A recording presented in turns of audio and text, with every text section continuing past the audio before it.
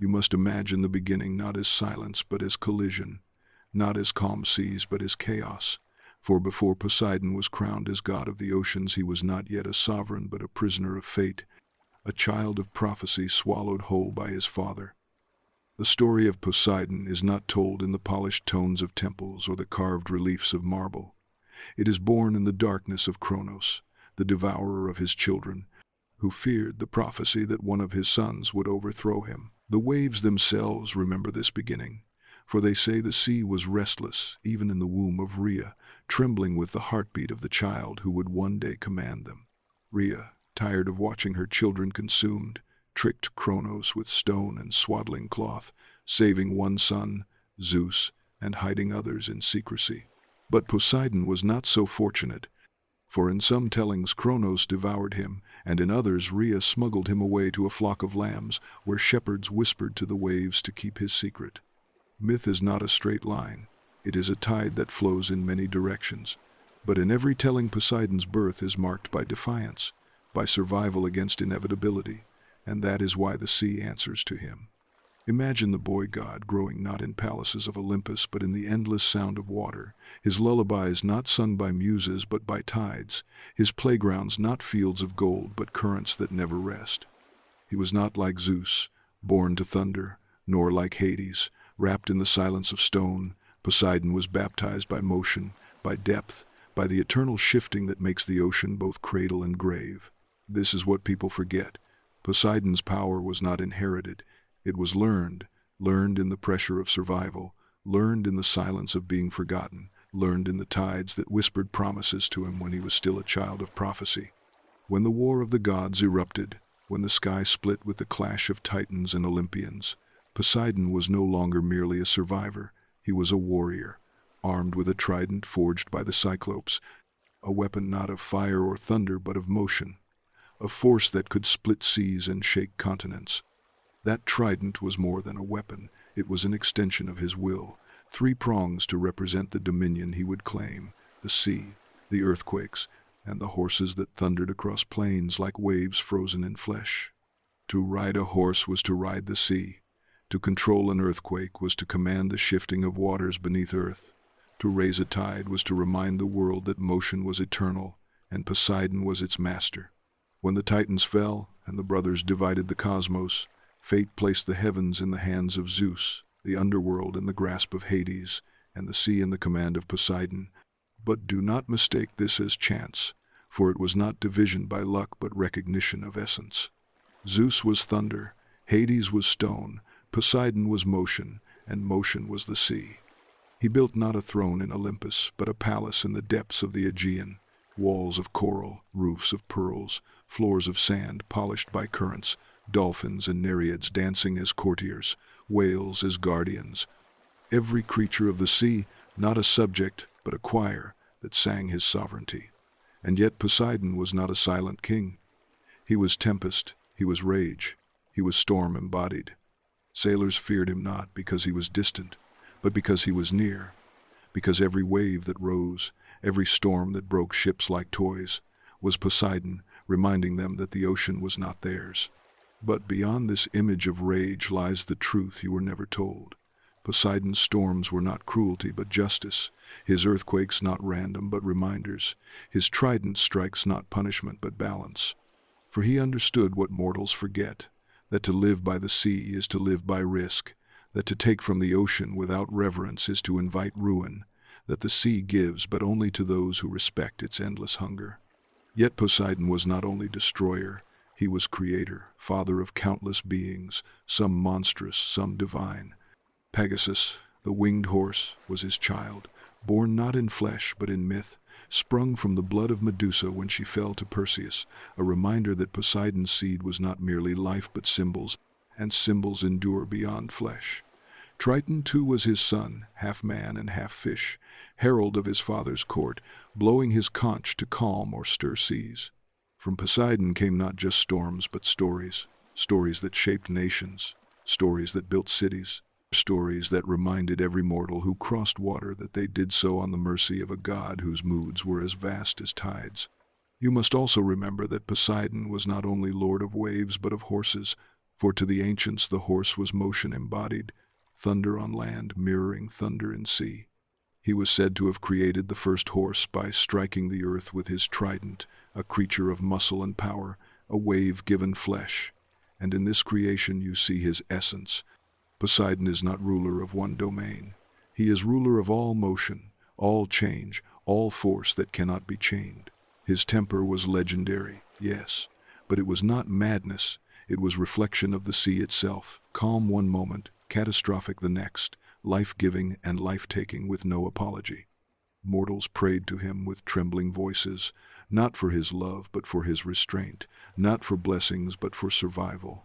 And yet, behind the storms and tempests, Poseidon was also a dreamer, a god who longed for recognition equal to Zeus, a god whose palace beneath the waves was both throne and prison, a god who loved deeply, sometimes recklessly, leaving behind lovers, nymphs, and queens, and children who carried fragments of his essence across myth.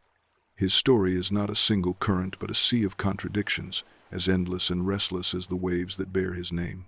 So when you think of Poseidon, do not imagine only the enraged god shaking his trident. Imagine the child who survived prophecy, the warrior who fought titans, the king who built a palace of coral, the creator of horses, the father of waves, the storm that both terrified and sustained mortals, and above all the reminder that the sea is not a backdrop but a sovereign, a force, a truth. This is where the story begins, not in temples but in tides, not in statues but in storms, not in myths told politely, but in the raw surge of waves that whisper his name every time they rise and fall. Poseidon is not remembered. Poseidon is present, and his story, untold until now, is the ocean itself teaching you that power is not permanence, power is motion, and motion never dies. If the first truth of Poseidon was survival, then the second was sovereignty. For once the trident was placed in his hand, he was no longer simply a god among gods, but a force that could never be ignored. And that trident was not merely a tool of destruction, but a symbol of dominion, 3 prongs piercing 3 realms of his influence, the sea, the quaking earth, and the untamed horse.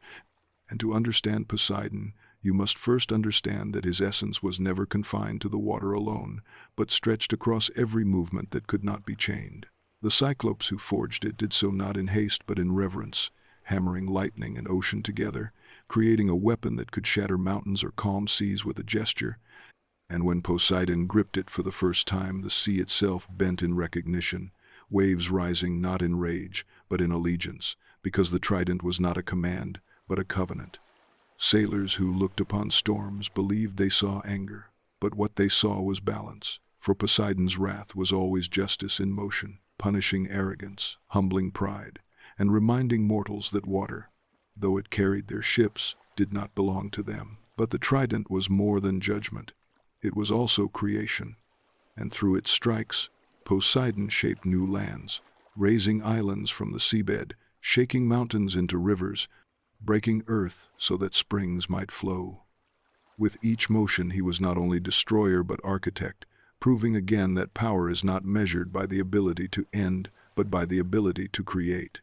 Yet power never exists without envy, and though the division of realms placed Zeus above and Hades below, Poseidon often bristled beneath the shadow of thunder, for he knew the sky was no greater than the sea, and if lightning could strike with terror, so too could waves drown empires. There are tales of his rivalry with Athena, goddess of wisdom, for the city of Athens itself was once promised to him, and he struck the rock with his trident to produce a salt spring or a horse, while Athena offered the olive tree, and the people chose her gift. In this story, Poseidon is painted as defeated, but understand that loss does not diminish sovereignty, for even in defeat he created symbols that endured, and the horse became his eternal companion, thundering across plains as reminders of his essence. For the horse is not merely an animal in his story, it is the sea translated into muscle and breath, the ocean's wave crashing forward as hooves on soil, and in every gallop Poseidon was present. The trident itself became feared not only by mortals but by gods, for even Zeus understood that storms could sink ships carrying armies, earthquakes could topple walls built by kings, and horses could turn the tide of war. Poseidon's role in the Trojan War is often told in fragments, but look deeper, and you see his influence was never passive. For he aided the Greeks when their pride pleased him, then turned against them when their arrogance offended, and his presence in war was not allegiance but balance, a reminder that gods were not bound by human loyalty but by their own laws of justice.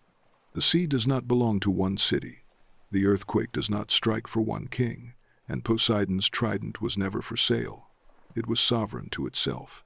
The weight of the trident was not only in what it could destroy, but in what it represented. A god who could not be ignored, a realm that no one could conquer, and a force that reminded even Olympus that motion is eternal. In his palace beneath the Aegean, the trident rested not as a weapon to be hidden, but as a living flame of authority, its glow casting light across halls of coral and pearl, nereids dancing in its reflection, dolphins leaping in praise. And every creature of the ocean knew that as long as the trident stood, the sea would never kneel to any other power. Yet Poseidon's dominion was not without conflict, for with sovereignty came desire, and with desire came rivalry. He courted Amphitrite, the sea goddess, who at first fled his advances until persuaded by a dolphin to return, and when she became his queen, the ocean celebrated with storms of joy. But even in marriage, Poseidon's nature was restless, his passion scattered across nymphs, mortals, and goddesses, leaving behind children who carried fragments of his essence across myth. Some were heroes, others monsters, all proof that Poseidon's power could never be confined to palace walls. You must see the irony, that the god who ruled the restless sea was himself restless, never still, always shifting like the tides, never content to remain within limits, and this restlessness was not weakness but identity. The trident symbolized this truth, for its three prongs pointed in different directions yet were bound by one shaft, just as Poseidon's domains were vast yet united by his essence. Each strike of the trident was a reminder that no wall is permanent, no empire eternal, no arrogance immune. When Atlantis is spoken of, though lost in time and allegory, some whisper it was Poseidon who shaped it, raising it from waves, gifting its people knowledge and abundance, then watching as their hubris led to ruin. And when Atlantis sank, it was not merely punishment but inevitability, a reminder that civilizations too are waves, rising only to fall. The trident was not weapon alone, it was mirror, and in its reflection mortals saw not their strength but their fragility. To carry it was to carry the burden of balance, the responsibility of motion, the truth that to create is also to destroy. This is the weight of the trident, a weight Poseidon bore not with gentleness but with storms, for storms are honesty. Storms reveal the fragility of ships, the arrogance of kings, the futility of walls, and yet they also renew, clearing paths, reshaping coasts, birthing new lands. When you hear of Poseidon striking the earth, do not imagine cruelty, imagine law. Law older than Olympus, law written in waves and tremors, law that does not bend for mortals or gods. And when you hear of the trident, do not see only weapon, see covenant. Covenant between sea and motion, between destruction and creation, between survival and sovereignty. For Poseidon is not remembered for holding the trident, he is remembered for becoming it, for embodying its truth, for reminding the world that power is not permanence but motion, and motion never dies. To understand Poseidon fully, you must see him not as a solitary god, but as one constantly defined by conflict, for sovereignty is never quiet and power never rests in harmony. And Poseidon's story is woven not only with seashells and coral, but with rivalries as fierce as storms.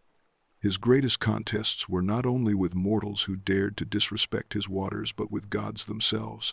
For the Olympians, though bound by blood, were bound also by jealousy, ambition, and the endless dance of proving supremacy. Poseidon's rivalry with Zeus was perhaps the most inevitable, for how could the god of the seas ever accept that thunder alone should rule? And how could Zeus ever tolerate a brother whose dominion could drown empires and shake mountains? They fought not merely with weapons but with symbols.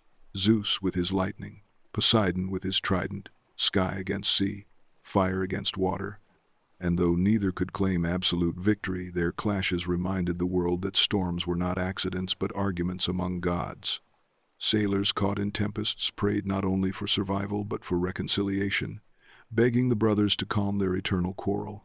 Yet Poseidon's pride was too vast to bow, and Zeus's arrogance too high to yield, and so the rivalry endured, mirrored in every thunderstorm that broke over the sea. But if Zeus was a rival of necessity, Athena was a rival of desire, and their contest over Athens became legend. Poseidon struck the earth with his trident, producing salt water, or in some tellings the first horse, a gift of power and speed, while Athena offered the olive tree, a symbol of peace and prosperity. The people chose the olive, and Athens was named for her. But do not mistake Poseidon's loss as weakness, for the salt spring and the horse were not discarded gifts, they were eternal symbols of his essence, and horses thundered across plains as waves in flesh, while salt reminded mortals of the ocean's claim on every shore. His rivalry with Athena was not only about gifts but about values, her wisdom against his motion, her permanence against his restlessness, and though she triumphed in Athens, Poseidon's influence stretched beyond cities, into every shore, every earthquake, every galloping horse. Mortals might prefer peace, but they could never escape motion, and Poseidon ruled motion.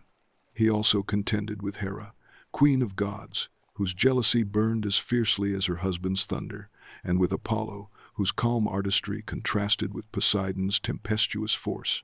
The gods clashed not as children playing, but as titans vying for relevance, each battle shaping not just Olympus, but the mortal world. For when gods fought, it was humans who suffered storms, quakes, and famine. Poseidon's rivalries extended to mortals as well, kings who boasted they had conquered the sea, sailors who forgot their prayers, architects who built without reverence. One of his most famous contests was with Odysseus, the cunning king of Ithaca, who blinded his son Polyphemus, the Cyclops, and earned Poseidon's wrath.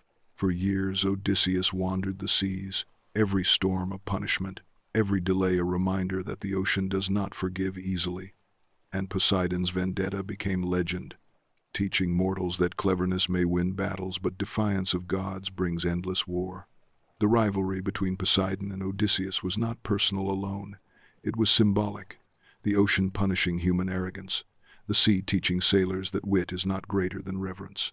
Yet Poseidon was not only destroyer, he was protector too, siding at times with Greeks, at others with Trojans, for his allegiance was not to nations but to balance. He punished hubris wherever he found it, rewarded respect when it was genuine, and in this he was not cruel but just.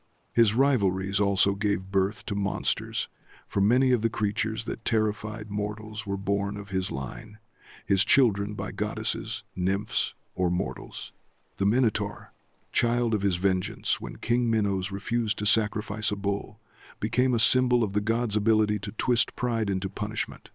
Cyclops, Triton, giants of the sea, all were echoes of his restlessness, proof that Poseidon's power could not be contained in one form or one tale.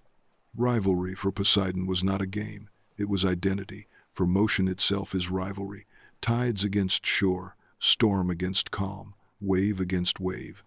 To rival was to exist, to fight was to affirm, to contest was to be divine. And yet beneath all this conflict lay a deep desire not merely for dominance but for recognition. For Poseidon wanted not only to rule but to be remembered, not only to terrify but to inspire. His storms were both warnings and poems, his earthquakes both punishments and signatures, his horses both gifts and claims. To rival was to remind the world that motion endures, that seas are eternal, that no city, no king, no god could ever escape the reach of his trident. And so his story is not of peace but of struggle, not of calm but of storm, and in that storm we see his truth. Poseidon is not serenity but sovereignty, not stillness but survival, not compromise but eternal motion. And in every rivalry he declared again that the sea is not background but sovereign, not resource but force, not servant but master. When mortals think of Poseidon, they imagine storms breaking ships or earthquakes shattering walls, but they rarely picture his home, the palace beneath the waves, and yet this palace was as much a symbol of his dominion as the trident itself. For while Zeus ruled in the open skies and Hades reigned in hidden caverns of stone, Poseidon's court existed in a place both visible and invisible, beneath waters clear and yet impenetrable, a kingdom that mortals sailed above every day, without ever truly entering. The palace of Poseidon was said to be built of coral and pearl, its halls vast enough to hold whales, its roofs shimmering with light refracted by the surface above, its doors guarded by dolphins and hippocamps, half-horse and half-fish creatures who leapt between sea and legend. Within those halls Amphitrite sat as queen, her beauty calm as still seas, her temper steady where Poseidon's was storm, and beside her their children, among them Triton, herald of the deep, whose conch could still the seas or rouse them into fury. The palace was not silent but alive with music, the voices of Nereids echoing like choirs, the songs of whales weaving through pillars of shell, the laughter of dolphins breaking like bells. And yet it was not frivolous joy but sacred celebration, the sea honoring its sovereign. In its throne room Poseidon sat upon a seat carved, not of marble but of rock, pulled from trenches, veined with minerals unknown to surface, a reminder that his authority was drawn from depths no mortal had ever seen. Around him gathered the creatures of the ocean, not as slaves but as subjects, bound not by chains but by reverence, for the sea is not ruled through tyranny but through recognition, and every eel, every shark, every jellyfish acknowledged him in silence, for he was their storm and their stillness, their wrath and their refuge. This palace was more than home. It was symbol, proof that the sea itself had structure, hierarchy, and sovereignty, that it was not chaos but kingdom. The palace also revealed another truth of Poseidon often forgotten, that he was not only storm but host, not only wrath but father, capable of generosity as vast as his tempests.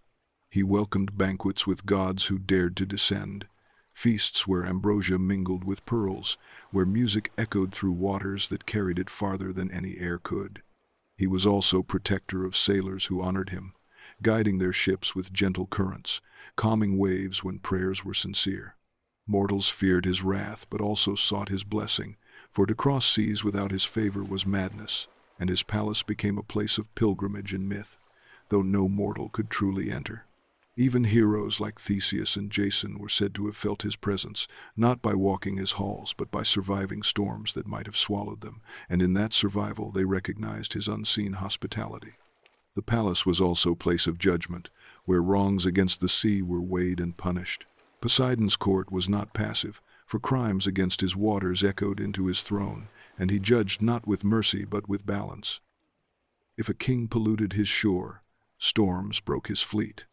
If a sailor boasted of conquering waves, earthquakes shattered his port. But if fishermen offered thanks, if mortals built temples, if children threw wreaths into the tide, then blessings followed, safe voyages, bountiful catches, calm seas. This duality was the essence of his palace, wrath and generosity intertwined, fear and gratitude inseparable, reminding mortals that the sea is never one thing. Yet the palace was not only domain of justice, it was a place of creation. From its halls Poseidon sent forth children both wondrous and monstrous, beings who carried his essence into every myth. Pegasus, born of Medusa's blood but tied to Poseidon's union with her, flew as symbol of imagination, proof that from sea could rise flight itself. Triton carried the sound of waves in his conch. Giants and sea beasts roamed as extensions of his will, terrifying mortals and glorifying the sea's mystery. Even Atlantis, whispered as city raised by Poseidon, was said to be born from his palace, a gift to mortals who once honored him before hubris drowned them. But remember this, the palace beneath the waves was not hidden to punish mortals, but to humble them, for though they sailed above it daily, they never truly entered, a reminder that the sea would always keep its secrets, that its king was always close yet unreachable. Poseidon's palace was a mirror of himself, majestic yet dangerous, inviting yet untouchable, filled with beauty and shadow alike, for sovereignty is never gentle. And so when you think of Poseidon, do not imagine only storms tearing sails or earthquakes toppling walls. Imagine the palace where Nereids sing, where dolphins dance, where Amphitrite rules with calm dignity, where Triton blows his conch, where creatures bow not in chains but in reverence. And imagine Poseidon upon his throne of trench rock, trident glowing like lightning within water, eyes as restless as tides, heart as vast as ocean. This is the palace beneath the waves, a kingdom mortals never conquered, a home no arrogance could ever enter, a truth shimmering below every horizon. And as long as waves rise and fall, as long as tides come and go, the palace of Poseidon endures, unseen yet eternal, the heart of the sea itself. Poseidon's palace beneath the waves was not only a throne room of sovereignty but a stage for passions, for as restless as the tides were his desires, and in this restlessness he left behind a legacy, not merely of storms and earthquakes, but of unions that stretched across gods, nymphs, mortals, and monsters, a lineage as vast and diverse as the ocean itself. Amphitrite, the Nereid who became his queen, was his anchor, though even she could not contain him fully, for he was the embodiment of motion, incapable of stillness, his love a tide that always returned yet always wandered. The tale of Amphitrite begins with pursuit, for when Poseidon first sought her she fled to the farthest edges of the sea, unwilling to surrender her freedom to the tempestuous god, and only when a dolphin interceded, speaking gently on his behalf, did she relent, her acceptance sealing not only their union but also the dolphin's place in myth as a creature beloved by the god, forever honored in the constellations. With Amphitrite Poseidon fathered Triton, the herald of the sea, a being whose conch shell could calm storms or rouse them into fury, an extension of his father's authority but also a reminder that Poseidon was not merely destroyer but organizer, shaping even chaos into order when needed. Yet beyond Amphitrite his passions spilled endlessly, binding him to goddesses, to queens, to mortals, and even to beings cursed or monstrous. From these unions were born children who embodied fragments of his essence, some wondrous, others terrifying, each carrying forward the inevitability of the sea. With Medusa, once a beautiful maiden cursed by Athena, Poseidon fathered Pegasus, the winged horse, and Chrysaor, a giant with a golden blade, both born from her blood when Perseus severed her head, proving that Poseidon's seed birthed symbols as well as flesh. For Pegasus became the mount of heroes and poets, a creature of imagination and transcendence, while Chrysaor embodied martial power, raw and unyielding. With Demeter, goddess of the harvest, Poseidon fathered the horse Arion, swift and immortal, a steed whose speed was legend, linking again sea and land, wave and gallop, proving once more that the horse was not merely an animal but a divine manifestation of his essence. With mortals, too, he left his mark, fathering heroes such as Theseus, who would rise as king of Athens, slayer of the Minotaur, a man whose destiny echoed with Poseidon's restless power. Yet Poseidon's unions were not always celebrated, for his desires could be reckless, his passions overwhelming, his pursuit of Medusa within Athena's temple being one of the darkest stains upon his myth, a moment where divinity blurred into violence, where power ignored sanctity, leaving consequences that echoed for centuries. It is in this contradiction that Poseidon is most human, for gods embody not perfection but amplification, their flaws as immense as their powers, their mistakes as eternal as their gifts. Many of Poseidon's children were monstrous, sea beasts sent to punish kings or terrify nations. The sea serpent Cetus, sent against Andromeda, was his child. Giants such as Antaeus, who drew strength from the earth, claimed his blood. Even the Cyclops Polyphemus, blinded by Odysseus, was a son of Poseidon, his pain igniting the god's fury against the wandering king. These offspring remind us that Poseidon's essence was not simply beauty or majesty, but danger, unpredictability, inevitability. To be his child was to inherit not only his strength but his contradictions. His passions often brought him into conflict with other gods, for love was never quiet on Olympus, and every union carried consequences. With Aphrodite he fathered children who carried both beauty and the storm, blending seduction with power. With Gaia he fathered giants, embodiments of earth and sea combined. Each child was a ripple in history, a wave that struck empires, a storm that shaped legend. Yet his most enduring legacy was not in names but in the reminder that the sea touches all, that no lineage is untouched by water, that all mortals and gods alike are children of the tide in some way. Poseidon's restless heart reflected the sea itself, for love, like waves, could never remain still, and while Amphitrite ruled with grace, she too understood that sovereignty of the sea could not be bound to fidelity, for Poseidon was as eternal in his wandering as in his dominion. And yet, despite his passions and transgressions, Poseidon's children carried forward symbols that shaped human imagination. The horse as power, Pegasus as transcendence, Triton as herald, Cyclopes as builders and monsters, sea serpents as terrors, heroes as champions. His legacy was not tidy, not polite, but vast and stormy, like the sea itself. If Zeus fathered order and Hades ruled silence, Poseidon fathered contradiction, his children as diverse and restless as waves. In every horse's gallop, in every storm's roar, in every tale of heroes rising or monsters striking, there echoes the truth of Poseidon's lineage, a truth that mortals could neither escape nor fully understand. The sea was not one thing, it was all things, and so too was Poseidon's bloodline, eternal motion given flesh. The sea has always been both path and prison, both bridge and barrier, and because of this Poseidon has always been entangled in the wars of men. For no empire could rise without his waters, and no army could march far without his blessing or his wrath. When the Olympians divided the cosmos, Zeus claimed the skies, Hades claimed the underworld, and Poseidon claimed the sea. But claiming the sea was also claiming the fate of nations, for whoever sought conquest had to cross his realm, and his waves were judges no king could bribe. To understand Poseidon in the wars of men is to understand how divine pride and mortal ambition collide, for he was never a distant god but a participant, shaping battles not only with storms and quakes but with alliances, betrayals, and punishments. The Trojan War stands as the greatest stage of his intervention, for though the conflict began with the vanity of mortals and the schemes of other gods, Poseidon's presence was unavoidable, his trident felt in the crash of waves and the trembling of walls. Some tellings say he sided with the Greeks, for Agamemnon and his fleet prayed for safe passage, and he granted them winds, while others say he raged against them for their arrogance, sending storms to scatter their ships.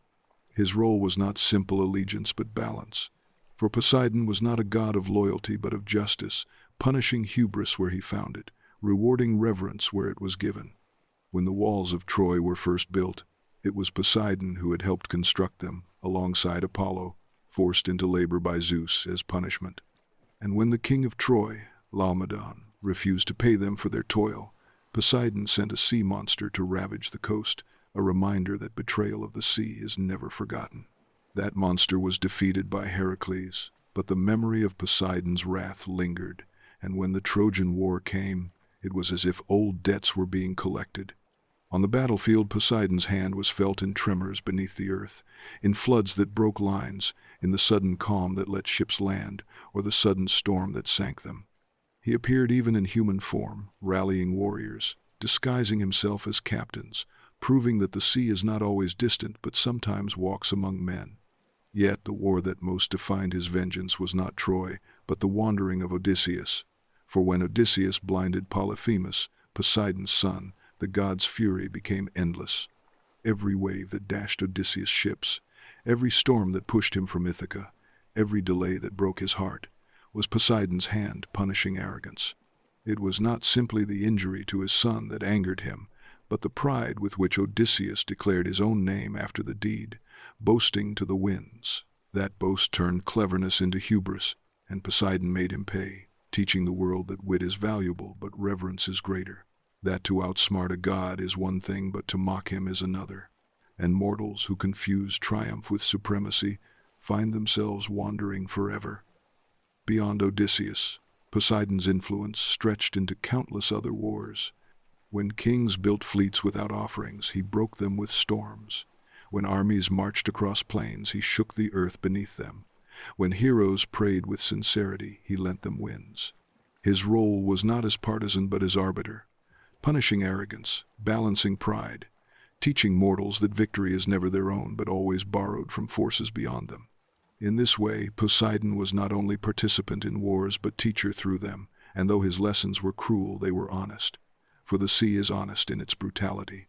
Empires rose and fell on the permission of waves, and Poseidon granted or withdrew that permission without apology. Think of Xerxes' bridge across the Hellespont, destroyed by storms, rebuilt only when offerings were made. Think of the countless fleets lost to sudden gales, the countless cities toppled by quakes, and know that Poseidon was present, not as accident but as principle. He was the reminder that ambition cannot ignore the sea, that no matter how vast the army or rich the empire, the trident waits beneath the waves. Yet in all this, Poseidon was not chaos but law, for his wrath was never random. It was always tied to reverence or its absence, to balance or its violation. His wars were not for conquest but for remembrance, to ensure that mortals never forgot that their empires rested on tides, their walls on trembling earth, their horses on gifts of his breath. Poseidon in the wars of men was not villain or hero, ally or enemy. He was inevitability. He was the tide against which arrogance always broke, the storm that scattered armies, the quake that toppled pride. He was justice written not in words but in waves. And though mortals cursed him, prayed to him, feared him, and sought his favor, the truth remained eternal. No war was ever truly won by men alone, for the sea was always a combatant, and the sea belonged to Poseidon. If Zeus reigned above the clouds and Hades below the soil, then Poseidon ruled the fragile threshold where land and water collided, and in this threshold he was not merely a guardian of waves but a shaper of lands, a breaker of walls, a god whose trident carved the geography of the world. When mortals built cities, they believed their walls eternal, but Poseidon's tremors reminded them that stone was only temporary, that the earth itself was as restless as the tides, and when his trident struck, mountains split, islands rose, coasts vanished, and civilizations were humbled. He was not merely master of waves but master of earthquakes, earning him the title Earthshaker, and through this title he revealed the truth that the ocean and the land are not separate realms but two halves of the same restless force. To command the sea was also to command the trembling beneath it, for water and rock share one heartbeat, and Poseidon was its pulse. Imagine the birth of an island rising from the sea as if Poseidon himself had lifted it, smoke and fire pouring from the ocean as land emerged where there was only water, and mortals seeing it as miracle when in truth it was reminder. Reminder that the earth itself is alive, that its foundation is never still, that permanence is illusion. The Greeks told stories of Poseidon raising islands like Delos, sanctuary of Apollo and Artemis, and they saw his trident not only as weapon but as chisel, carving continents, shaping the map, writing geography as easily as mortals write words. Earthquakes were feared as his footsteps, and when walls cracked, temples fell, or mountains shifted, mortals whispered his name, for they knew it was not accident but presence. No city was beyond his reach, no empire immune, and kings who defied him soon learned that stone yields as easily as sail when Poseidon is angered. The tale of Atlantis is perhaps the clearest parable of his power as both shaper and destroyer. He raised it from the sea, gifting its people abundance, knowledge, and beauty, and for a time Atlantis thrived as jewel of the world. But when its people grew arrogant, when they forgot reverence, when hubris replaced humility, Poseidon did not need to summon armies or cast lightning. He let the sea reclaim what he had given. Atlantis sank not by accident but by law, by the inevitability that pride drowns when it forgets the sea. This duality defines Poseidon's role. He creates not for possession but for lesson, and what he creates he can unmake, not in malice but in balance. Cities rose on his blessings, cities fell on his anger, and in both he was consistent, a god of motion, of change, of eternal flux. Beyond myth, this truth resonates in reality, for the ancients who told his stories knew well the terror of earthquakes and the mystery of islands born from fire, and they saw in Poseidon not fantasy but explanation, not metaphor, but personification of the forces that shaped their lives. He was the bridge between myth and geology, between imagination and catastrophe, between prayer and survival. Poseidon's trident was therefore not only a weapon but a pen writing landscapes, each strike a sentence, each tremor a word, each island a verse in his endless poem of creation and destruction. Mortals feared his wrath, but they also depended on his gifts, for new lands meant new harvests, new coasts meant new harbors. Earthquakes toppled walls, but also revealed springs, and so Poseidon's power was not merely terror but necessity. He reminded the world that destruction and creation are not opposites but twins, that to build is always to risk collapse, that to be given land is also to one day surrender it. The god of the sea was not confined to water. He was the very instability of existence, and his story is proof that permanence is illusion, that all walls crack, that all empires sink, that all maps are temporary. Yet in this instability there is beauty, for Poseidon's hand carved diversity into the world, making it endless, unpredictable, alive. Without his tremors, the earth would be static. Without his storms, the seas would be dead. Without his contradictions, there would be no story to tell. Poseidon, as shaper of lands and breaker of walls, was not villain but sculptor, sculpting with waves, with earthquakes, with inevitability, and reminding mortals that life itself is motion, and motion never dies. To look at Poseidon is to look at contradiction made divine, for he was both storm and calm, both protector and destroyer, both giver of horses and sender of serpents, both father of heroes and sire of monsters. And this duality was not a flaw but his essence, for Poseidon embodied motion, and motion is paradox. The sea he ruled could cradle ships across oceans, or break them to splinters in a single night. It could feed nations with fish, or starve them with storms. It could bless with rain or drown with floods. And all these contradictions were true at once, because motion has no allegiance except to itself. Mortals sought certainty from gods, but Poseidon offered only movement, and in this movement was both terror and truth. His palace beneath the waves reflected this paradox, for though it was filled with beauty, it was also unreachable, both near and beyond, a kingdom that mortals sailed above yet never entered, reminding them that the sea is both companion and stranger. Even his loves and children reflected this duality, Pegasus rising as a symbol of imagination, while the Minotaur embodied punishment, heroes bearing his blood alongside monsters that haunted mortals, all flowing from the same restless essence. The paradox of Poseidon is clearest when you consider his role as both earth-shaker and creator, for with one strike of his trident he could split mountains, collapse cities, raise islands, or birth springs, destruction and creation flowing from the same gesture, proving that opposites are not truly separate but facets of one truth. Motion does not ask whether it builds or destroys, it simply moves. And Poseidon, as embodiment of motion, revealed this to mortals again and again. Philosophers later would say that life itself is a tide, rising and falling, giving and taking, that permanence is illusion, that to live is to change.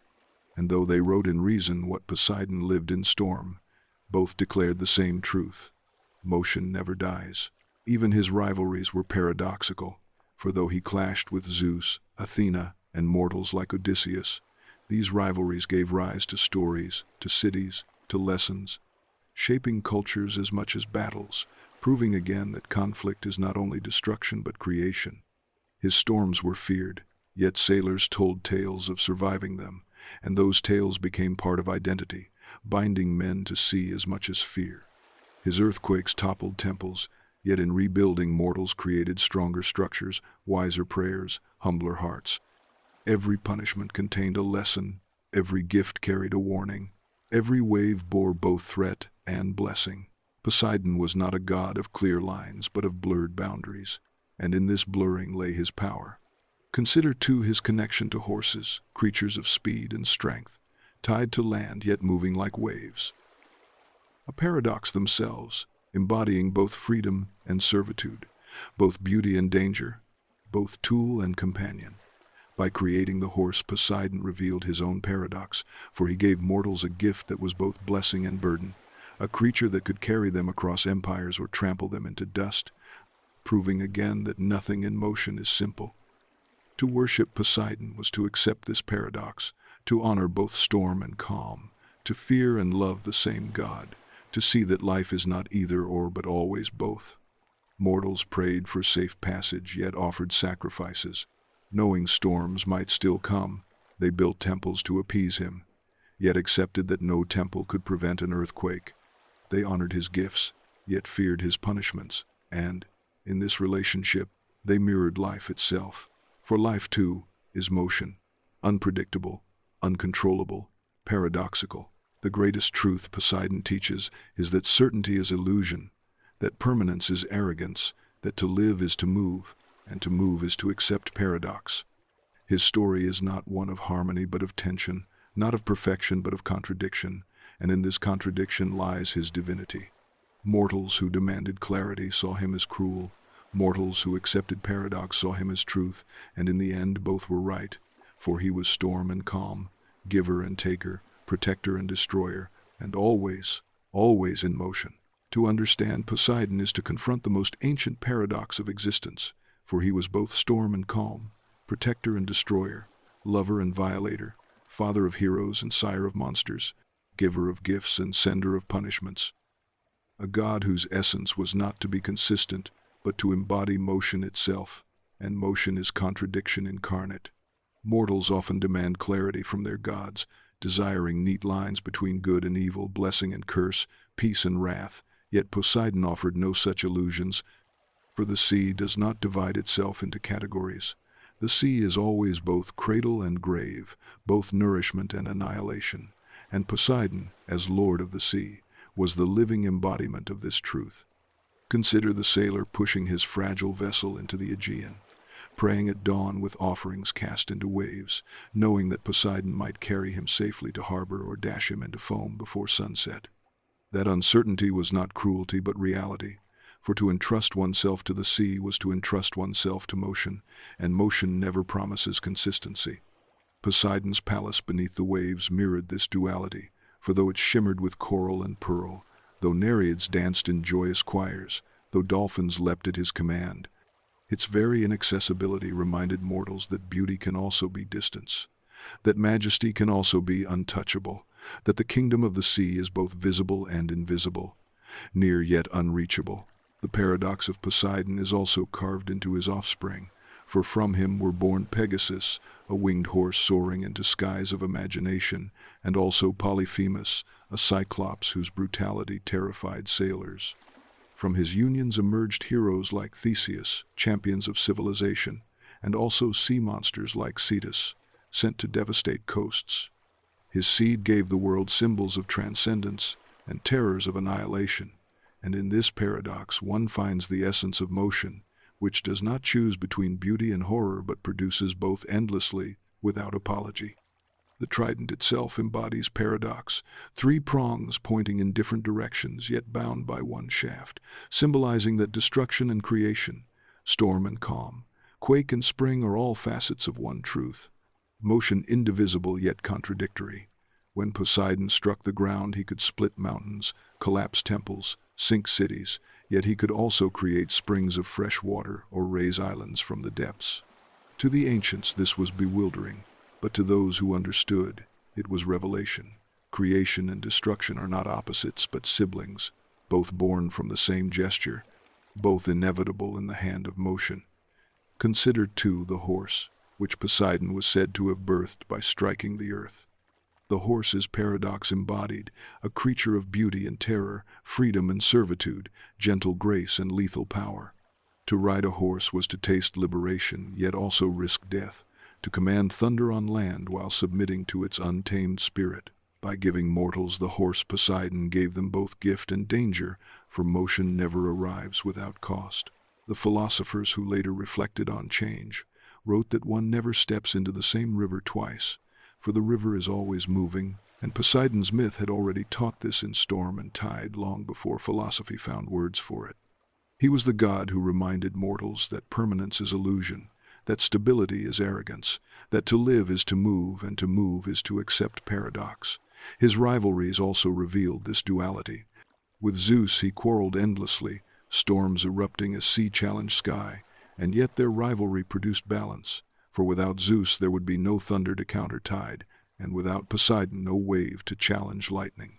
With Athena he contested Athens, his gift rejected, yet from that rejection came symbols that endured, the olive tree of wisdom and the horse of motion, both shaping civilizations. Even his wrath against Odysseus revealed paradox, for though the punishment seemed endless cruelty, it also produced a tale of endurance, of wit sharpened against trial, of humanity defined not by ease but by struggle. Poseidon's wrath created Odysseus's legend, and thus destruction birthed story. Punishment created myth, suffering became meaning. Mortals often cursed Poseidon for this, seeing him as capricious, unjust, cruel.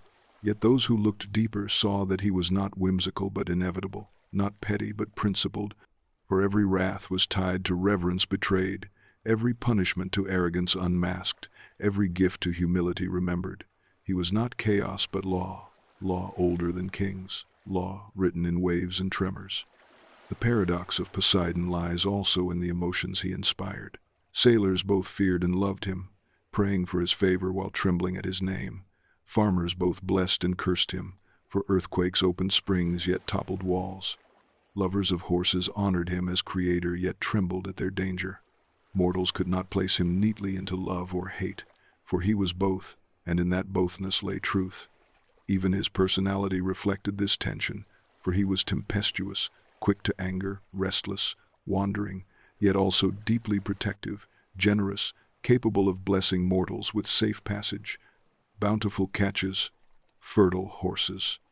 To pray to Poseidon was to embrace uncertainty, to admit that life itself is never fixed, that motion is eternal. This paradox was not flaw but power. For in embodying motion, Poseidon revealed to mortals the truth they resist most, that nothing remains the same, that change is law, that motion never dies.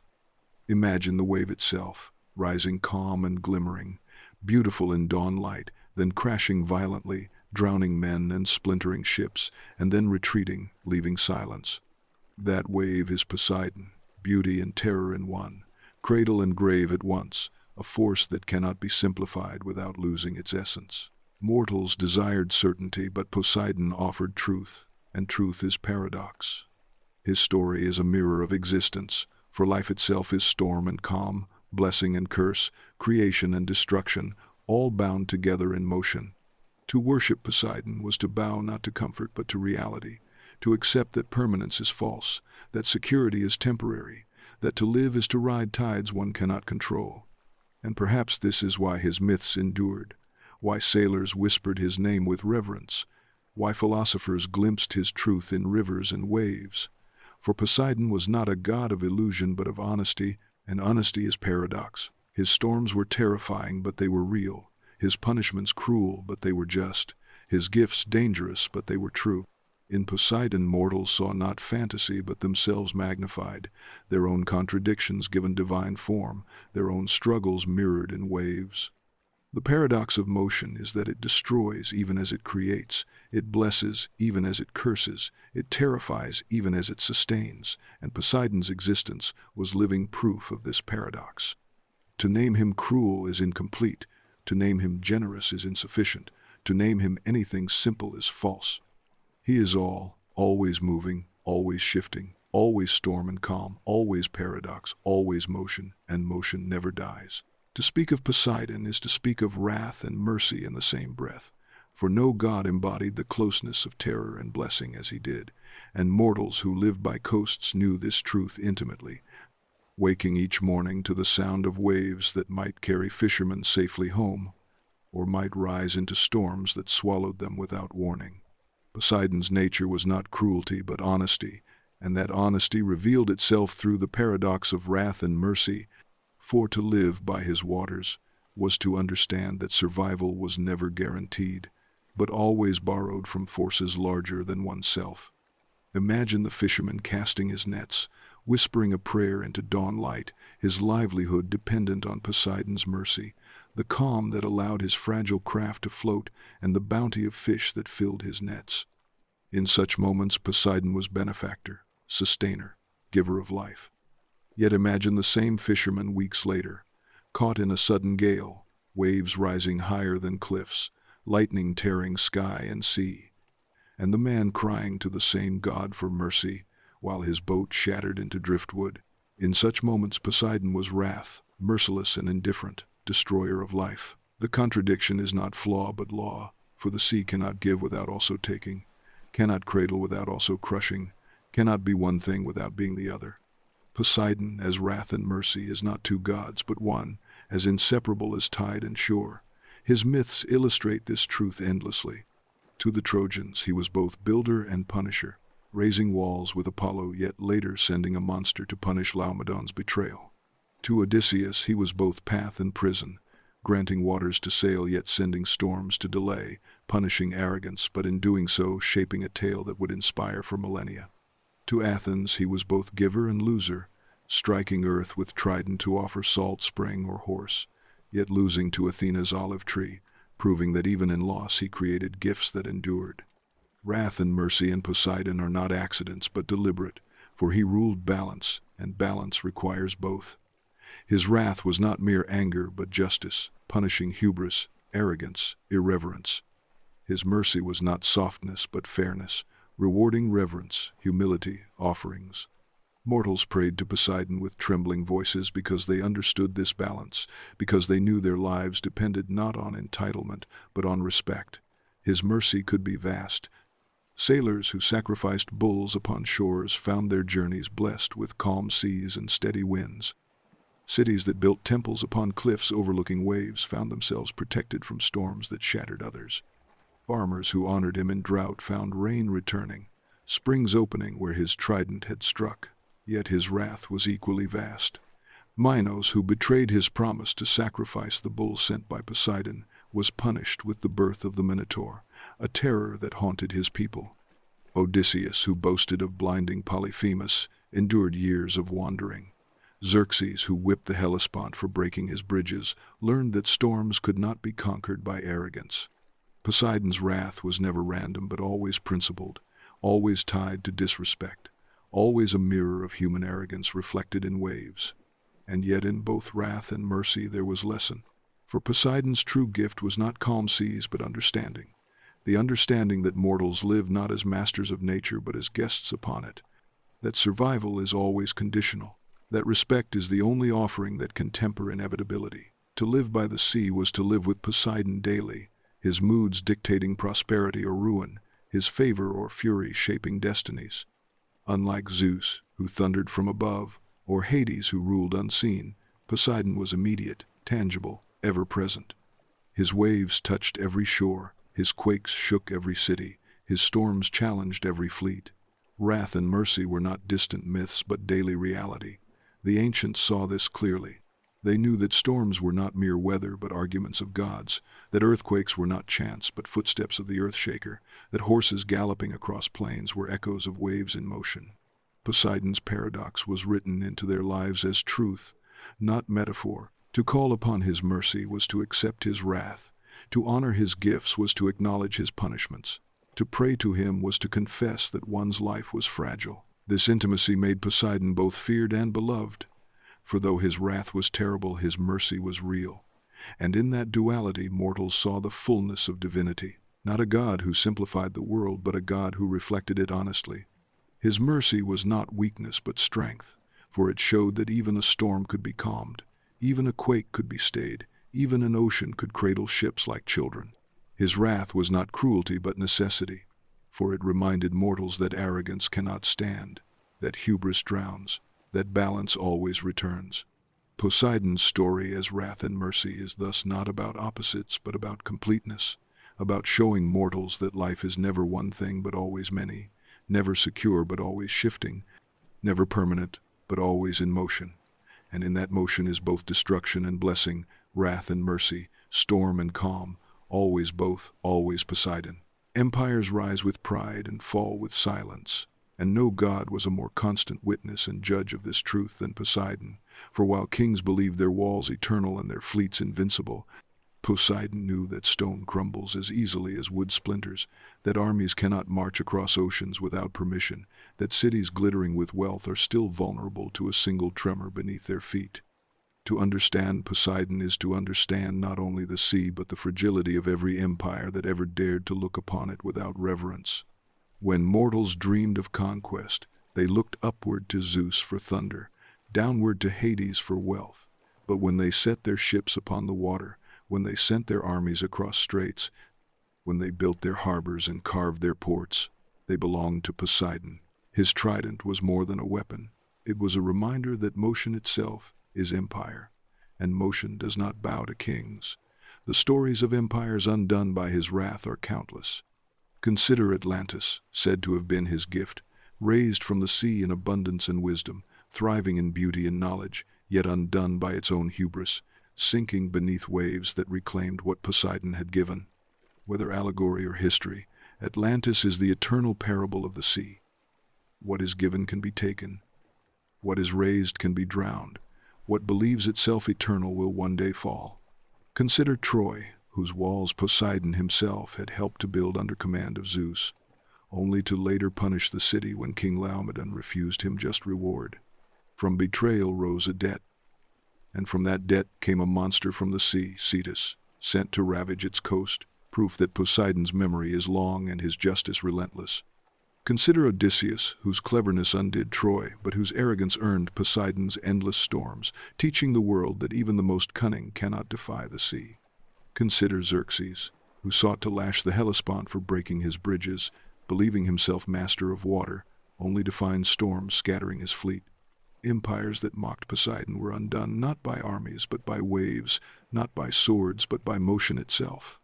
Even Rome, centuries later, feared the earth-shaker, for every tremor beneath their marble reminded them that no empire can conquer the trembling of the earth, that the sea remains beyond dominion. Yet Poseidon was not only destroyer of empires but also their sustainer, for those who honored him found his blessings vast. Athens, though choosing Athena over him, still prospered under his storms when its sailors offered proper prayers. Corinth, with temples raised in his name, became a hub of trade blessed by safe passage. Cities that built harbors with reverence to him found prosperity, while those who boasted of conquering the sea found ruin. Poseidon did not hate empires but humbled them, ensuring they remembered that their power was borrowed, that no throne could stand without balance, that the sea gives only to those who honor it. In this balance lies his paradoxical mercy, for Poseidon did not seek annihilation but remembrance. His wrath was justice, his blessings sustenance, his storms lessons written in waves. He reminded mortals again and again that empire is fragile, that conquest is temporary, that permanence is illusion. The fragility of empires is not only political but existential, for Poseidon revealed that all human endeavors rest upon shifting foundations, that the earth itself is alive, that seas themselves are restless. His earthquakes toppled temples to show that no stone is beyond motion. His floods erased cities to show that no wall is beyond tide. His storms scattered fleets to show that no ambition is beyond humility. And yet in every fall there was lesson, for rebuilt cities carried humility, rebuilt fleets carried reverence, rebuilt temples carried offerings. Poseidon's destruction was never final but always cyclical, a rhythm of motion teaching mortals that fall and rise are inseparable, that destruction creates renewal, that collapse creates meaning. His relationship with empires thus mirrors his essence: paradox, motion, contradiction. He blesses and curses, creates and destroys, sustains and drowns, and in this cycle mortals learn their greatest truths. For empire is fragile, but fragility is not weakness. Fragility is lesson. Fragility is reminder that nothing is eternal except motion. Poseidon was not enemy of empires but mirror, reflecting back to them their arrogance, their limits, their mortality. His trident was not only punishment but truth, truth that kings ignore at their peril, truth that sailors whisper in every prayer, truth that historians forget when writing of marble and conquest.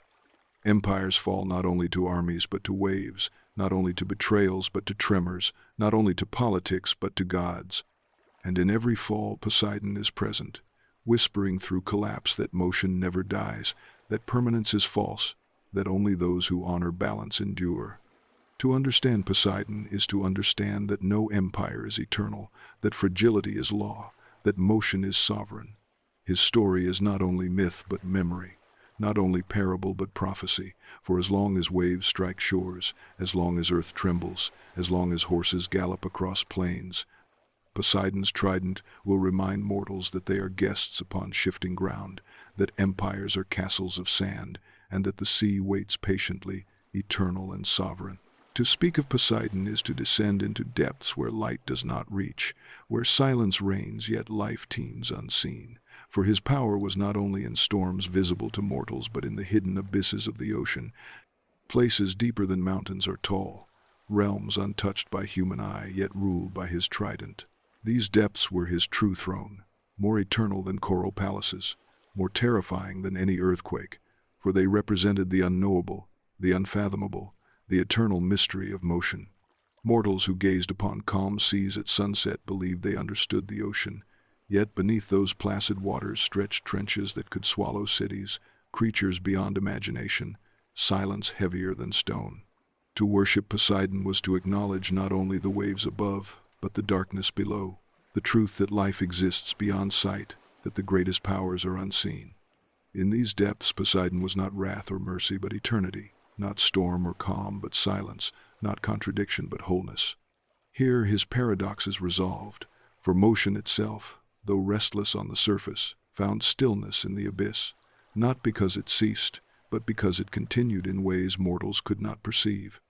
This abyss is the truest metaphor for Poseidon, for he was always more than mortals saw, more than myths told, more than prayers requested. His rivalries, his offspring, his storms, his blessings, his punishments were but ripples upon the surface of his being. The true Poseidon was depth itself, unreachable, unmeasurable, eternal. Consider how philosophers later spoke of the infinite, of truths beyond comprehension, of realities beyond perception.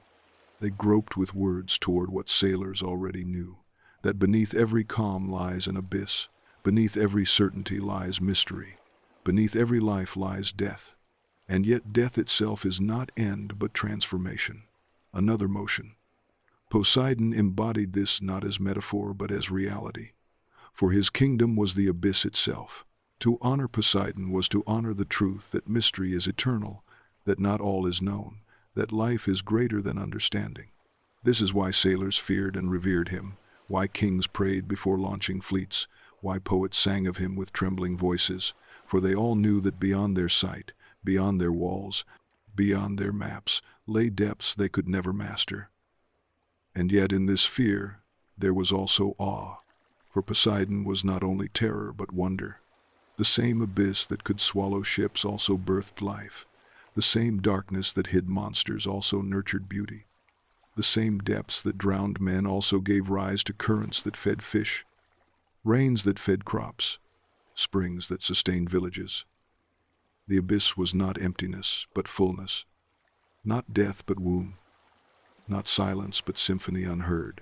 Poseidon, as Lord of Depths, was therefore not merely God of destruction but God of eternal renewal, for every death in his waters fed life, every collapse fed growth, every silence hid song.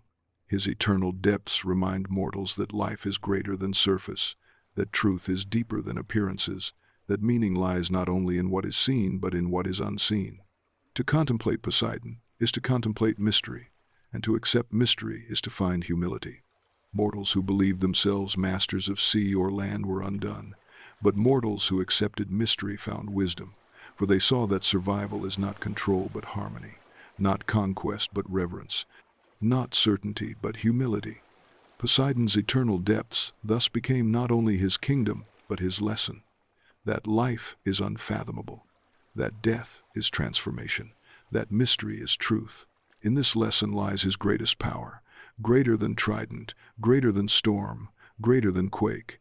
For while storms fade and quakes cease, mystery endures, abyss remains, depth never dies. Poseidon is eternal not because he rules waves, but because he is depth, and depth is forever.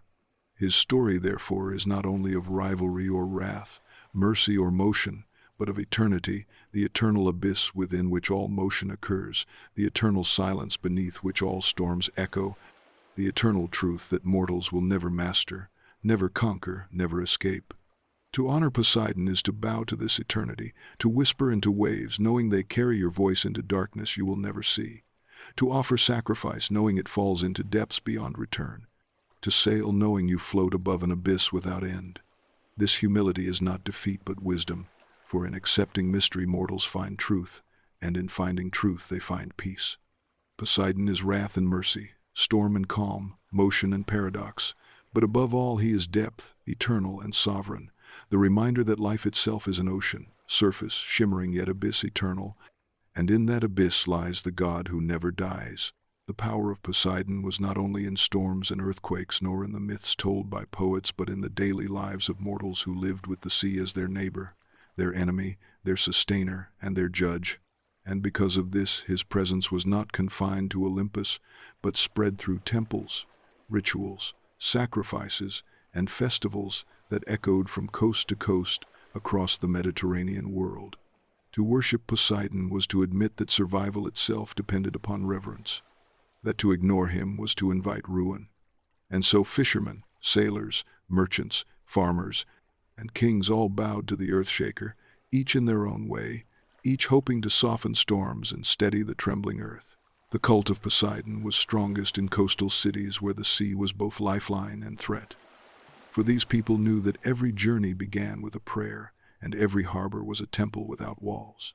At Cape Saunion, high upon cliffs overlooking the Aegean, rose one of the grandest temples to Poseidon, a place where sailors departing Athens stopped to offer sacrifice, knowing their ships were fragile before the waves. The columns of that temple still stand even now, bleached by centuries of sun and salt, a reminder that men of old placed their trust in marble and prayer before venturing into waters that could kill them within moments. In Corinth, too, a city of trade and sailors, Poseidon was honored above all, for commerce depended on safe seas, and there the god was not only feared but cherished, patron of wealth and survival alike. In Sparta, he was invoked as protector of horses, his role as creator of the horse woven into rituals of warriors who saw in him not only sea but speed, not only quake but gallop, a force of motion linking land and water. Throughout the Greek world and beyond, shrines and altars to Poseidon appeared not only in great temples but on beaches, headlands, and harbors. For to worship him one did not always need marble, only humility.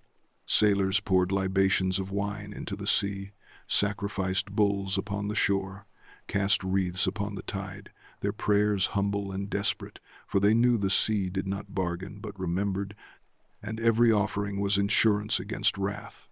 Festivals, too, reflected his paradoxical nature, times when his mercy was celebrated and his wrath appeased. The Isthmian Games, second only to the Olympics, were held in his honor at Corinth, competitions of speed and strength that mirrored his gifts of horses and waves, and here athletes ran and wrestled and raced as offerings to the god, embodying motion itself in flesh. To watch the games was to see mortals imitate divinity, to see Poseidon's essence in human form, to honor not with words alone but with bodies in motion. His worship crossed boundaries, for even those who chose Athena or Apollo for patronage did not dare neglect the earthshaker, knowing that while wisdom and light brought progress, storms and quakes could erase progress in a single day. This is why Poseidon was both loved and feared, a god never taken lightly, a god who demanded reverence not out of vanity but because his domain was life itself. His temples were often built near water, facing seas as if to confront them, as if to stand between mortal and abyss, as if to declare that men and gods could meet at the edge of eternity. Priests of Poseidon were not only keepers of ritual but mediators between man and tide, men who read omens in waves, who declared whether journeys were blessed or cursed, who calmed the fears of sailors about to entrust their lives to boats fragile as leaves. Worship of Poseidon also carried a political dimension, for cities that honored him declared themselves seafaring powers, their temples not only acts of devotion but symbols of naval strength, their sacrifices both prayers and politics. To invoke Poseidon was to claim dominion over motion, to align with the god who could humble empires, to signal both reverence and ambition. Even beyond Greece, his cult spread, for wherever the sea touched, Poseidon's presence followed. In Italy, his power merged with that of Neptune. In distant lands, sailors carried his name, and everywhere waves reached, so too did prayers. His universality reflected the universality of the sea, for though languages and cultures differed, all mortals feared storms, all mortals depended on tides, all mortals prayed for safe passage, and so Poseidon became more than a Greek god, he became archetype, symbol, eternal law. To worship him was not only to fear him but to recognize truth, to accept that motion is sovereign, that seas are master, that earth is never still. His rituals, therefore, were acts of humility, reminders that humans are guests upon shifting ground and fragile waters.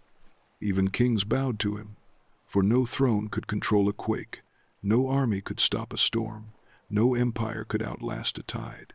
To see the scope of his worship is to see the scope of his truth, for Poseidon's temples were not isolated but interconnected, part of a vast web of reverence stretching across coasts and islands, uniting mortals in shared awe and shared fear. His worship was the glue of humility that bound societies together against the unpredictable, the acknowledgement that survival depends not only on strength but on respect. And though centuries have passed and temples have crumbled, the truth of his worship endures, for even now men stand upon shores in silence, staring at waves with awe, knowing instinctively that what lies before them is not only water but power. The worship of Poseidon was therefore never mere ritual but existential truth, a relationship between mortal and motion, between fragility and eternity. His cult was not superstition but survival, his temples not only architecture but philosophy carved in stone.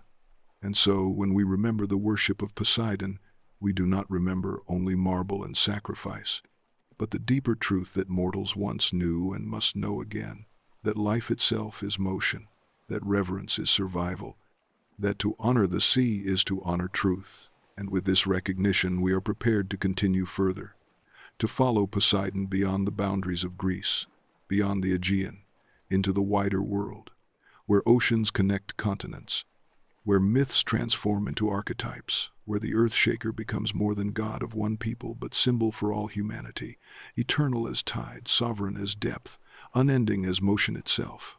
To imagine Poseidon as merely a god of Greece is to misunderstand the very nature of the sea, for seas are not borders but bridges, not barriers but roads, and wherever waves reach the essence of Poseidon followed, his name changing, his rituals transforming, but his truth remaining eternal. The Greeks may have first sung his hymns and raised his temples on headlands overlooking the Aegean, but the essence of the earth-shaker traveled with every ship, with every sailor, with every whisper into foam, until Poseidon was no longer bound to one culture, but became archetype of the sea itself, universal and eternal. The Romans knew him as Neptune, carrying over his powers almost unchanged, still lord of sea, still giver of horses, still wielder of trident, but they adorned him with their own grandeur, carving statues that gleamed with imperial marble, raising temples that matched their ambitions. To Rome he was not only a god of survival but a god of empire, for Rome's power depended on its navy, its control of Mediterranean waters, Mare Nostrum, our sea, and in every Roman harbor, Neptune was honored, his image carved upon coins, his festivals celebrated with spectacle, his name invoked in campaigns. The Roman Neptune was Poseidon wearing imperial robes, his essence the same, his worship expanded. But even beyond Greece and Rome, the essence of Poseidon appears in countless forms, for though names change, the sea remains constant, and mortals everywhere have always feared and revered it. In Mesopotamia, long before Homer, there was Enki, lord of the deep, god of wisdom and waters, protector of humanity, his domain overlapping with Poseidon's essence. In the Canaanite myths there was Yam, the chaotic sea, opponent of order, feared and respected.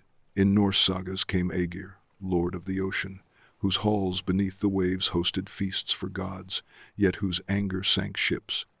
In Polynesian myth, Kanaloa ruled vast Pacific waters, honored in voyages across endless horizons.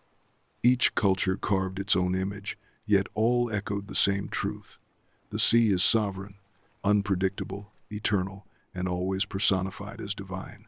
Poseidon's universality lies in this truth, that wherever mortals looked upon waters stretching beyond sight, they felt small, fragile, humbled, and from that humility came worship, whether to Poseidon, Neptune, Enki, Yam, Aegir, Kanaloa, or countless others. The sea makes theologians of all, philosophers of every sailor, poets of every fisherman. What distinguishes the Greek Poseidon is not uniqueness, but articulation, his myths capturing in vivid form what all peoples knew, that the sea is both cradle and grave, both pathway and prison, both blessing and curse. To say Poseidon expanded across seas is to say truth expanded, carried by ships that traded goods but also stories, by sailors who prayed with names but also with silence, by conquerors who sought to master waters yet bowed before them in storms.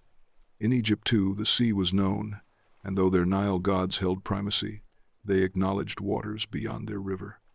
Chaos embodied in none, primordial ocean. Even in distant India stories of Varuna, keeper of cosmic order and waters, mirror Poseidon's dual role as sustainer and punisher. Poseidon's universality is thus not accidental, but inevitable, for he represents not Greek invention, but human recognition. The recognition that water sustains yet drowns, that land trembles, that motion defines existence. And so his worship beyond Greece was not translation but continuity, a line unbroken through cultures, each speaking the same truth in different tongues. Yet his expansion was not only mythic but practical. Greek sailors carried his name wherever they sailed, carving altars upon distant islands, whispering hymns upon foreign shores.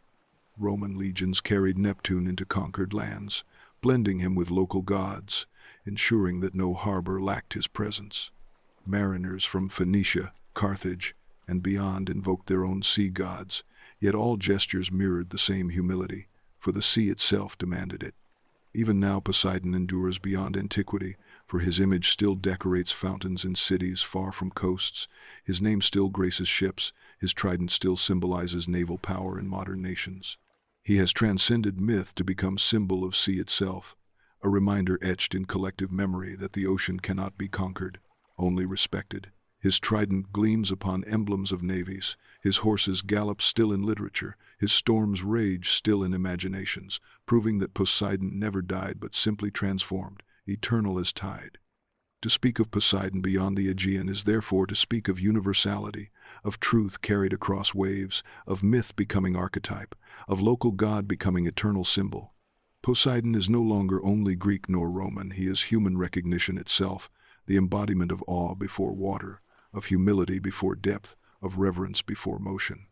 And as long as humans look upon the sea, no matter their language or culture, they honor him still, whether they call him Poseidon, Neptune, Enki, Yam, Aegir, or by no name at all. The waves are his hymn, the tides his liturgy, the abyss his temple, and mortals his worshippers simply by surviving upon coasts. Beyond the Aegean his story continues, expanding not into geography alone, but into philosophy, into psychology, into the very way humans conceive motion and change. Poseidon across seas is Poseidon within us all, the reminder that life is vast, that depth is eternal, that humility is wisdom. His reach is unending, his truth universal, his motion eternal. To speak of Poseidon is not only to speak of waters that stretch across the earth, but of tides that move within the soul. For the myths of gods are never only about forces outside, but about truths within. And in Poseidon mortals saw not only the ocean they sailed, but the storms they carried in their hearts. His paradox of wrath and mercy, his duality of creation and destruction, his power to protect or to punish, all mirrored the emotions, contradictions, and depths of the human spirit. The ancients told stories of him not merely to explain waves, but to explain themselves. For to live is to be in motion, to rise and fall, to bless and wound, to be calm one moment and tempestuous the next. Poseidon was not only lord of seas, but metaphor of self, embodiment of passions and fears that churn endlessly within. Consider the sailor trembling before a storm, his prayers desperate, his hope fragile, his courage tested, and recognize that storm is no different from the storms of grief, rage, or despair that strike within hearts. Poseidon's waves are not only external but internal, waves of anger that crash suddenly, waves of joy that lift without warning, waves of memory that return unbidden, waves of desire that carry one away. To understand Poseidon is to understand that the sea within is as vast as the sea without, that the trident pierces not only earth but spirit. His earthquakes, too, are internal, for who among mortals has not felt their foundations tremble, their certainties collapse, their walls crack?